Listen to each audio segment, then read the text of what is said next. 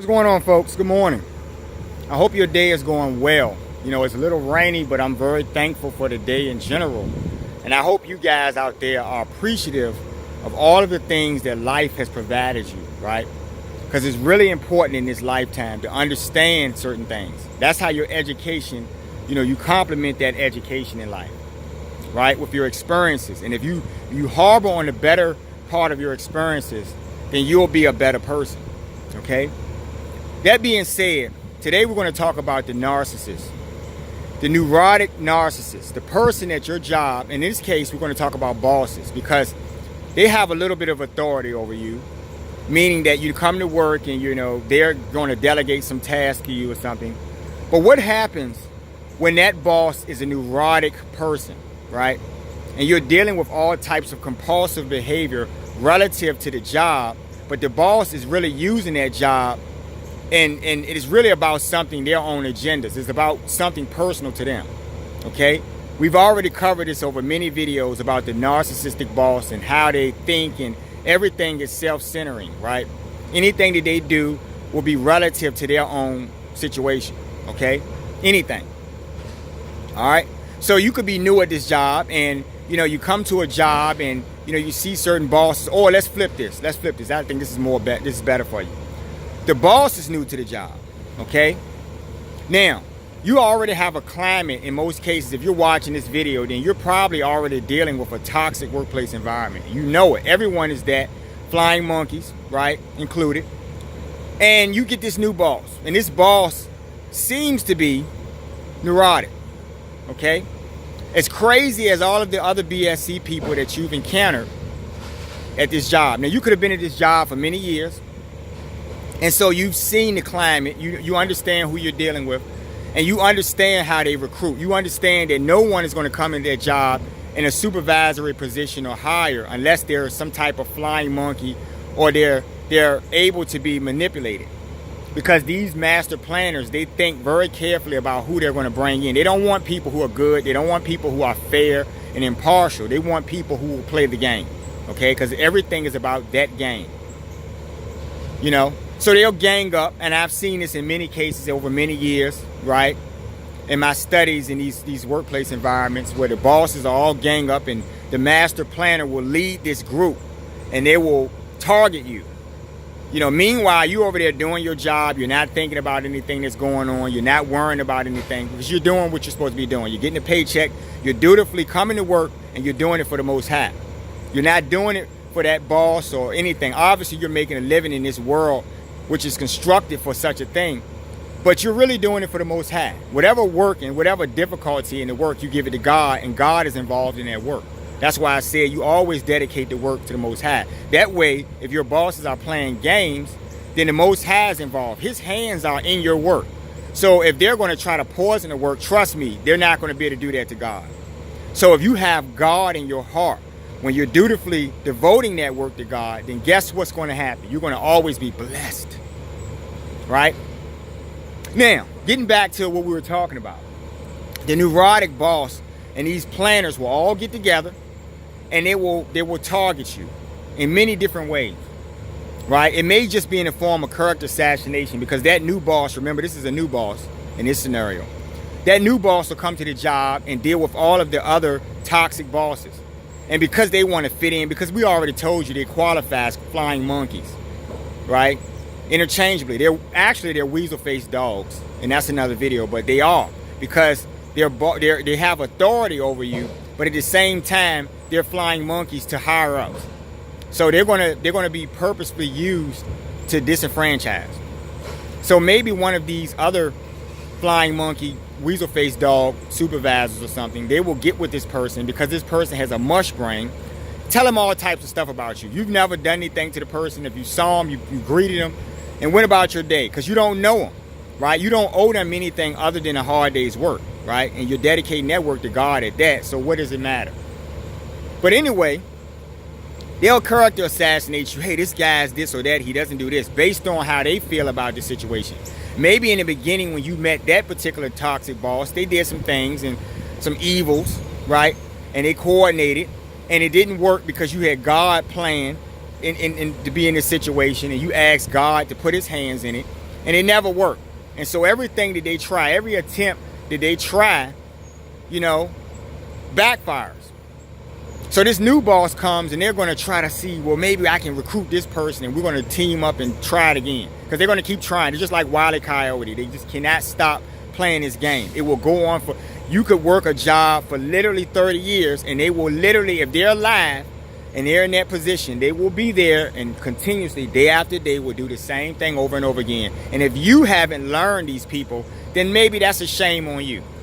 Because I told you guys in other videos, you need to learn their playbook so you can know how to effectively deal with these folks. Stay away from them, right? Minimize the contact, because that contact is always going to be designed to disenfranchise and hurt you. Okay? So you want to be consistently thinking about what they're going to do, because you've seen it so much. That knowledge I was talking about, right? The bridge is out and you're seeing that, so you know how to avoid that. Okay? So they'll character assassinate, and in this person, because they're mush-headed, they will literally start their approach. Now, maybe this boss just started in the first week of their job. Maybe they won't approach you in the first couple of days because it's a game. They'll watch you and stuff. You'll see them watching you and doing certain strange, you know, awkward things that don't make any logical sense, but you're not dealing with anyone who's clinically sane. You're dealing with someone who was able to, you know, get through the job because they were recruited by other crazy people. Okay, that's the fact. That's a fact, right?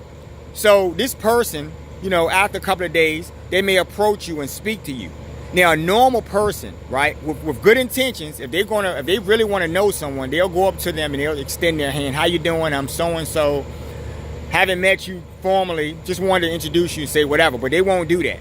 They'll walk past you all week, look you up and down, do all types of stuff, watch you from afar, do all kinds of crazy, compulsive, neurotic things, and then they'll approach you and say hello, right? And you still will give them that same exchange back, hello, and you go about your day, because you don't know them, right? You don't owe them to talk about your family or anything because you don't know this person. How many of you out there continuously let people approach you and ask you questions about your children or where you live and all types of things, and you would just disclose this information? You don't even know this person's name. They haven't disclosed their name or where they live or anything about themselves. Now, what makes you so great to them or so important or you know, interesting that they want to approach you and just start asking you questions? You have to be, you know, wary of these red flags and understand what they are, right? You know, normal people, when they do such a thing, if they want to know you, they will give you information equally, because that's how you build a mutual friendship, right? You understand? But when it's about trying to target you, it's just about trying to get information. So stop giving out information, folks. Especially when you're in a toxic environment. Everyone is trying to be someone, right? They don't realize that they already are someone, but they want to be someone in the material world and the superficial bullshit of this world. Right, so many of you guys out there subscribe to. They want to be that. You're just like them. In many cases, you know, I've seen these days, right? And I had to learn and experience. But like I told you, experience is your best teacher. Okay? So you know, that person will play this game and do these, you know, these series of, you know, hit and misses where they'll come and speak to you or not, right? You may even find a situation where, you know, these are all adults here. You're an adult. You know, we're talking about, you know, in some cases at these jobs that I worked at, you know, most of the people, some of them were young in the office, but you had people mostly were senior age, you know, 50-ish, 40-ish, you know, sometimes in many cases older than that. And so you expected they have lived their life enough to have enough sense and understand their duties to the job, and it's about being professional. It's not about what they think or how you look or something, because that's like a child. Remember when you were in 5th grade and that little boy or little girl couldn't stand you because everybody seemed to like you or you had some type of effulgent qualities, and they just could not stand it. And so they would literally talk about you, and these are those same people, like I've said in every video, because they really are those people. So because of the character assassinations, and we're going to say he's not doing this or he's this or that or who or she's this or that, they're going to do that. And that person may see you talking to one of your coworkers who is your friend or something, and both of you guys are adults, And this person will disrespectfully walk up and approach you guys and not say anything, just stand there and look at you in your conversation. Just literally, man, I want you guys to picture this. I always like visuals because the visuals make you really realize. When I gave y'all that visual about the person shitting on the floor, you know, at their job, and other people had to deal with that. That was a visual for you to realize and grab. Would you do that? So this is one of those would you do that things where you see two people talking and having a conversation. You don't know either one of them. You barely know their names. And because of your narcissism and your neurotic behavior, you think that you're entitled to their conversation because you're interested in them. They're not thinking about you. And that's why you're crazy. So you approach these people and you stand right in the middle of a conversation. Put yourselves there, guys. Put two people in a conversation and you just walk up. You don't know them. And you just stand there and with your, just looking at them. And so after maybe about a minute of them talking, they may turn and look at you as a courtesy and say hello or something to you because you're looking strange standing there. Why are you standing in front of us and you're not saying anything? You're showing compulsive behavior. It's clinical, folks, right? I told you a lot of these bosses have issues where they stalk and no one seems to see it. Everyone tries to fit in, so no one's going to speak out about these people. The master planners have done the same thing as they were working their way up to the top over these bosses. So it's all a culture of foolishness and neuroticism that you'll have to deal with in these places. You can't go to anyone in your establishment because everyone is the same. You get what I'm saying? So this is where you get the trouble at. This is how you experience this trouble. And you don't want to curse anyone out, but sometimes that may be appropriate. And there's a professional way to do things. So what you do is you look at them and you say, hey, how you doing? You greet them or you say something to them to get them to engage you. If they're standing there, then surely there's a purpose. Maybe the building's on fire or something, right? So you expect them to say something. It's starting to rain out here, so I'm going to get under this tree. Thank you, Mr. Tree. But, and my point about that is that it's always that, the crazy behavior at your jobs with these freaking sick bosses who have a psychological problem that has not been diagnosed in their life, and they're able to Norman Bates their way into the job by acting a certain way and pretending that they're normal, quote unquote, and then unleash the beast once they get into the workplace. And you deal with that, right? If they're sitting at your lunch table watching you, get up and move in their face. You are a grown-up. You do not have to let somebody stalk you because they have some authority to tell you that you come in on a schedule or what area or something you're going to be doing for the day. That's all they do. They exalt themselves. Remember, they're exalting themselves superficially, right? There's nothing to them. This is just a task. All of you, right, working your jobs. No matter if you're a boss, whoever you are. You don't own the company, right? You get a paycheck just like everyone else. So you have to stop and realize, right, that it's all about a clinical thing. These people have a mental condition, okay? Once you realize that, are you going to stand in the crazy home and talk to all of the patients there, right, about the pink elephants and the blue, whatever they're looking at, I'm just making a point to you guys that you don't have to deal with that, right? And many of you are good at heart, so you're gonna try to accommodate the person because you don't want to be rude, but really sometimes it requires ignoring crazy people is a requirement sometimes to keep yourselves from getting into the weeds with these clinical people. You get what I'm saying? So the bosses, these crazy bosses and these crazy people at your job are what make the job hard to do. It's just a task, right? I could tell you to do anything, shovel some shit, right? Do whatever you're going to do. As long as you're dutifully devoting that work to God, it doesn't really matter what you're doing. But when you're dealing with people who don't know God, then they come to work for everything else except for the job, right? They're at the job trying to figure out how to hurt you, and you'll notice that every day your work task increases or you have some type of request that's made of you by these bosses that makes no logical sense. There's a rainstorm going on. You work in the office and then your boss, comes out and tells you to put on some galoshes and go up on the roof and clean the gutters on the roof or just something crazy. And you're looking like, what? Don't y'all have people that y'all contract? You've seen people come and, work crews come and do these jobs every day. And so you're looking like, I know this is a game, right? And that's what you'll deal with. So you want to avoid and minimize and stay on top of your job so you don't have to have them delegating foolishness to you on any given day. But I just had to touch on that because, I've talked to a few people this week, and somebody was telling me about something that happened to them at work, and I thought that was really bizarre, that they're dealing with climates. And here's the interesting thing, people. The interesting thing is that this is another person. I have many friends and people who I associate with, and we discuss these topics. And all of them seem to have relative scenarios happen on their job. Isn't that interesting how people live in different places and stuff, some different states, but they have the exact identical situations going on at their job, which means that narcissism is much bigger than we think, right? And only the fools go around in life trying to fit in with other fools. See? Only fools do that. So I want you guys to think about ways. And right now, maybe this video, I won't give you those ways because it's starting to rain and I'm really getting, I don't want to get too wet. But I want you to think about the ways at your personal job, because everybody has a different situation. So I want you to think about what you're doing at your job, how that's going down. What are you saying? What are you not saying? Make sure that you don't say the wrong things, because everything that they say to you is a bait.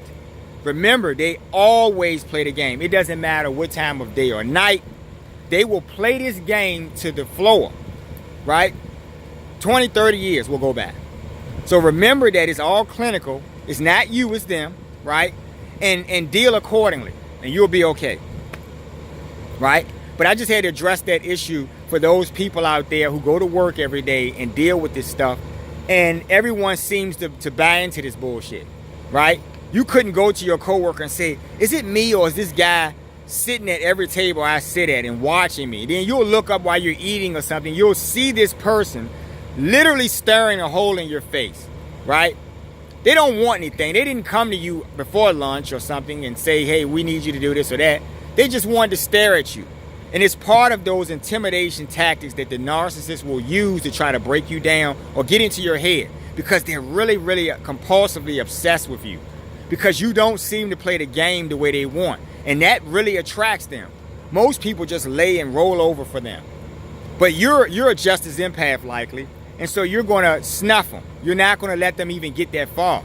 You're not going to give them information, anything. So they know that you know that there's something wrong, and they're troubled by the fact that this person has not brought my bullshit or can smell it. You get what I'm saying?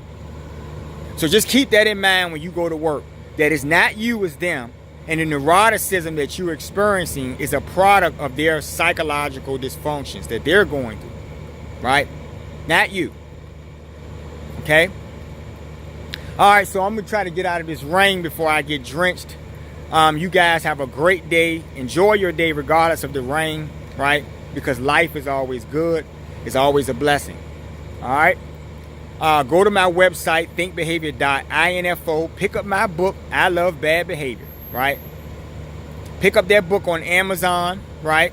And you also can like, share, and please subscribe to the videos, to the channel. I like the new subscriptions. You guys are great. And y'all have a good day. Take care. And just remember, you don't have to stay at these jobs. I understand. I get it. I get life. I understand. I've been there, right? I'm there now. I understand that you have to make a living and you have to deal with certain levels of bullshit. You have to smell it, right? But what you want to do is you want to come up with ways on your own to constructively manage your own thoughts so that you don't, come out of, character or something. And that's what's important, because remember, when there's a game involved, it's always involved for the purposes of disenfranchisement, which would mean you not having a job anymore, right? And if that's important to you, making a living, taking care of those kids or whatever you're doing, those bills, then that's what you need to do, okay? So think about that. All right, get an umbrella, guys, if you're out here in the rain. Y'all have a good one. Take care.